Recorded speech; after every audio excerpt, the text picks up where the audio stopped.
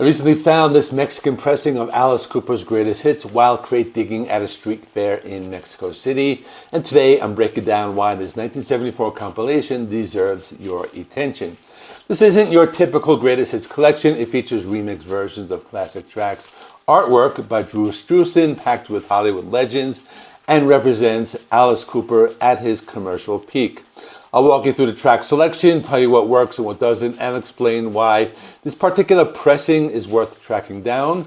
So let's get into Alice Cooper's greatest hits. The album was released on August 9th, 1974, and features hit songs from 5 of the band's 7 studio albums. It doesn't have any songs from the first 2 albums, which are Pretties for You and Easy Action, which is understandable as the first 2 albums had a sound that was very different from their classics. The vinyl record is very unique. It has everything in Spanish, including the title on the front of the cover. The song listings are also in Spanish with the original English name right below, as you can see on the back side of the album. Supposedly there was an insert, but I don't have it. I bought this one used, so it was probably taken out and used as a poster or something. I found an image of it online, so I'll show you that as well as I'm explaining the album cover. The album has song versions that were remixed by Jack Richardson, and there is a remix version of I'm 18 that was re-released as a single back in 1974. Supposedly, the reason they were remixed was to give the songs a feeling of being new, as the album doesn't have any songs that are not found on any of the studio albums. So if you have a studio album, it's not really necessary to have it in your collection unless you're a big fan or a completionist, then it's worth it. The album was re-released in an updated format back in 2001 by Rhino, and they called it Mascara and Monsters, the best of Alice Cooper. It includes the original single versions of the songs as well as additional songs that were released post-1974 as a solo artist, which includes clones from Flush the Fashion and Poison from Trash. The album cover was also designed by an artist named Ernie Cefalu. He was a well-known artist who designed many album covers, including Alice Cooper Schools Out. But the actual drawing was designed by Drew Struzan, another artist who created covers in the early 70s, and then later he would do movie posters like the Star Wars movie poster from the 1978 re-release. The album cover features the Alice Cooper Band as well as many classic movie stars such as Humphrey Bogart, Clark Gable, Robert Taylor, Edward G. Robinson, Jean Harlow, Peter Lorre, and Groucho Marx.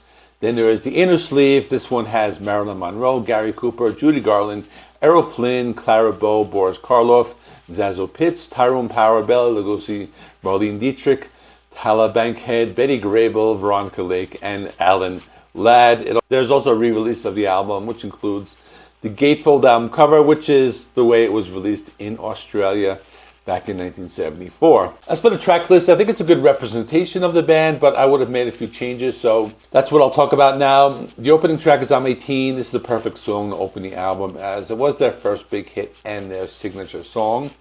Then after that is the song Is It My Body. It's a good song, but considering that they only had 2 songs from Love It to Death, I would have chosen something else. My first pick would have been The Ballad of Dwight Fry. It's a song they still play live. It captures that very theatrical sound of the album. But then again, they probably had limited space on that album, and that's a 6.5-minute song. So that might be why they didn't choose it.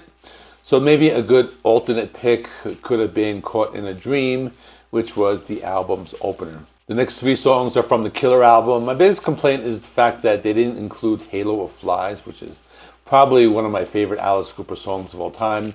But again, they could have had the same problem as that song is over 8 minutes long. The songs that they do have are Under My Wheels, Be My Lover, and Desperado. I think it's a good representation of the album.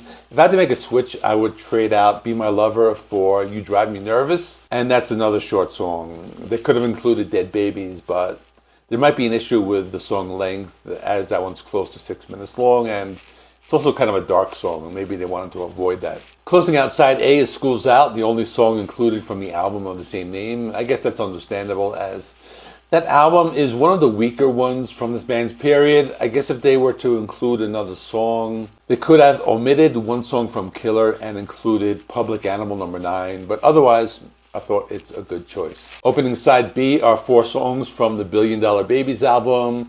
I was surprised to see this album got the most attention, but it's warranted. It's a solid album. They included the songs Hello Hooray, Elected, No More Mr. Nice Guy, and Billion Dollar Babies.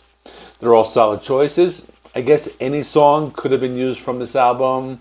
I might have included I Love the Dead instead of Hello Hooray, but that song might have been too dark for a compilation of this type. The last two songs are from the Muscle of Love album, which is an album I never really got into that much. It includes Teenage Lament, 74, and Muscle of Love.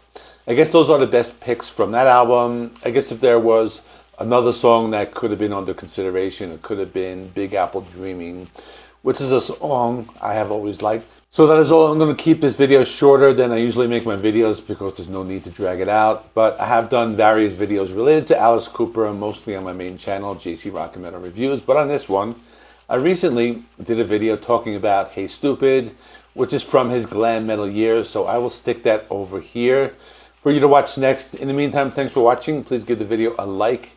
It helps me with the YouTube algorithm. Please subscribe if you have not already. I do content related to physical media on this channel. Thanks for watching. I will see you in the next one.